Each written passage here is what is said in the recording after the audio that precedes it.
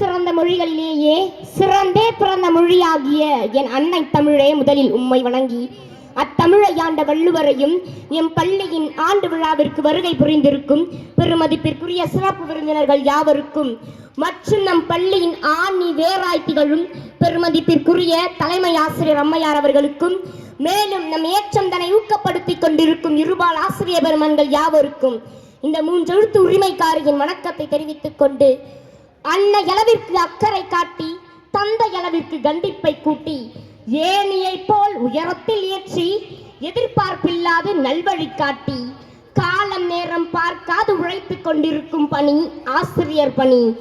வேலையை சேவையாகவும் சேவையையே வேலையாகவும் செய்யும் பணி ஆசிரியர் பணி. அதற்கே உனை அர்ப்பணி என்ற வார்த்தைக்கு வித்திட்ட சரித்திர நாயகி, பெண்ணியம் காத்த பேரழகி, இந்தியாவின் முதல் பெண் ஆசிரியர் பெருமதிப்பிற்குரிய சாவித்ரிபாய் புலே அம்மையார் அவர்களை பற்றிய ஒரு சில வரிகள் இதோ உங்கள் முன். கற்பதற்கு பொன்னான வாய்ப்பு கிடைத்திருக்கிறது, எனவே கற்றுக்கொள். சாதியின் தொடர் சங்கிலியில் பார்ப்பனிய வேதங்களை தூக்கி எறி என்ற வார்த்தைக்கு சொந்தக்காரர் நம் சாவித்ரிபாய் புலே அம்மையார் அவர்கள்.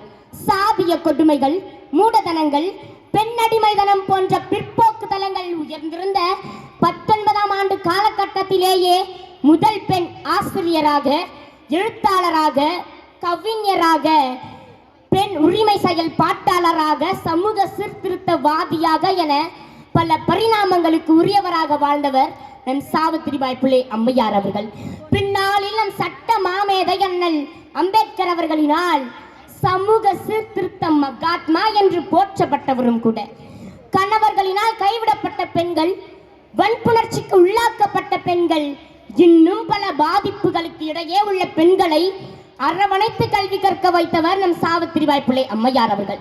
பெண்களுக்கு கல்வி கொடுப்பதா என்று சாதியவாதிகள் கொந்தளித்து அம்மையாரை எச்சரித்தனர்.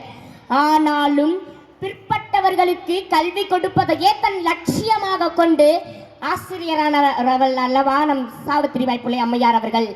அதனால் சாதிய சமூகம் அளிக்கும் அச்சுறுத்தல்களை எல்லாம் அம்மையார் கண்டு கொள்ளவில்லை. இச்செயல் சாதியவாதிகளின் கோபத்தை அதிகரித்தது. என் அன்பு தோழமைகளே, எவருடைய மன்னதையும் நிலைகுலைய செய்யும் அருவருப்பான செயல்களை செய்தார்கள் சாதியவாதிகள். ஆனால் சாவித்ரிபாய் புலே அம்மையார் அவர்களை இந்த எந்த செயலாலையும் அசைக்க முடியவில்லை. பாடசாலைக்கு செல்லும் வழியில் மறைந்திருந்து கற்கள், மாட்டு சாணம் போன்ற பல கழிவுகளை அவர் மீது வீசினார்கள்.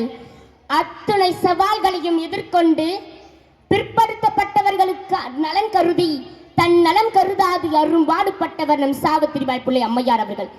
பெண்கள் உயர்ந்து நிற்கவும் சமத்துவம் பெறவும் கல்வியே மூலதனம் என்கின்ற கோட்பாட்டை கையில் ஏந்தி ஆசிரியர் பயிற்சி பள்ளியில் பயின்று இந்தியாவிலேயே முதலாக பெண்களுக்காக பள்ளியை பூனேவில் தொடங்கினார். இதன் தலைமை ஆசிரியராகவும் நம் சாவித்ரிபாய் புலே அம்மையார் அவர்களே பதவியும் ஏற்றார். இதன் சிறப்பு யாது தெரியுமா என் அன்பு தோழமைகளே? இந்தியாவின் முதல் பெண் ஆசிரியர் என்பதுதான். அச்சிறப்பிற்கு உரிமையாளரும் நம் சாவித்ரிபாய் புலே அம்மையார் அவர்கள் தான். கல்வி என்பது வெறும் எழுத்துக்களின் வரிசை அல்ல, அது மனித அறிவின் முதிர்ச்சி என்று நம்பிய அம்மையார் அவர்கள் பெண்களுக்கு எதிராக ஏவப்படும் கொடுமைகளை எதிர்த்து அவர்கள் மன வலிமையுடன் போராட வேண்டும் என்பதற்காக வழக்கமான பாடங்களுடன் உளவியல் பாடங்களையும் சேர்த்து கற்பித்தார். பெண் கல்வியோடு அம்மையாரின் போராட்டம் நிற்கவில்லை.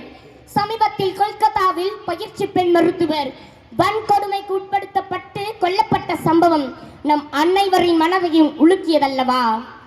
2024ஆம் ஆண்டிலே இப்படி என்றால் 1850களில் அக்கால பெண்கள் எப்படிப்பட்ட கொடுமைகளை சந்தித்திருப்பார்கள்? சற்று சிந்தியுங்கள். இந்திய மக்களை பிளேக் நோய் அதிகமாக பாதித்திருந்த அக்காலத்தில் நோயாளர்களை நேரில் சந்தித்து உதவி செய்தார் நம் சாவித்ரிபாய் புலே அம்மையார் அவர்கள். அந்த சமயத்தில் அம்மையாரையும் பிளேக் நோய் தொற்றிக் கொண்டது. இந்திய பெண்களின் தாய், ஒடுக்கப்பட்டவர்களுக்காக பல போராட்டங்களை நடத்திய பெண் போராளி, பெண்ணியம் காத்த பேரழகி என்றெல்லாம் அழைக்கப்படுகிற சாவித்ரிபாய் புலே அம்மையார் அவர்கள் 1897இல் மரணம் அடைந்தார். அவர் எழுதிய கவிதைகள் பெண் கல்வியின் அவசியத்தை பற்றியும் ஒடுக்கப்பட்டவர்களின் முன்னேற்றத்தை பற்றியும் பிரதிபலிக்கும் வண்ணமாய் அமைந்தது. அதில் ஒரு கவி இதோ உங்கள் முன். போ கல்வி பெறு, அறிவு வளரும் போதும் சிந்தனை சேரும் போதும் அனைத்தும் மாறிவிடும், வாசிப்பே விடுதலை என்று கூறியிருக்கிறார். என் அன்பு தோழமைகளே, இத்தகைய பெருமைக்குரிய அம்மையாரை பற்றி பேச எனக்கு கிடைத்தது வாய்ப்பு அல்ல, இது ஓர் வரம். எனவே இறுதியாக ஒன்றை மட்டும் கூறிக்கொண்டு விடைபெறுகிறேன். 10 பறவைகளுடன் பழகி பாருங்கள், நீங்கள் ஒரு பறவையாகிவிட முடியாது. 10 நதிகளுடன் பழகினால் நீங்கள் ஒரு நதியாகிவிட முடியாது. ஆனால் இன்று நான் சொல்கின்றேன், 10 புத்தகங்களை படித்து பாருங்கள், 11வது புத்தகமாய் படிக்கப்படுவோம் என் அன்பு தோழமைகளே என கூறிக்கொண்டு வாய்ப்பிற்கு நன்றி பாராட்டி விடைபெறுகிறேன். நன்றி, வணக்கம். ரொம்ப நன்றிமா. அனல் தெரிக்க பயங்கரமா பேசினார். அந்த கலெக்டர் ஆபீஸே அதிர்ந்து போச்சு. அவள் பின்னு போட்டா அவ்வளவு சவுண்ட்.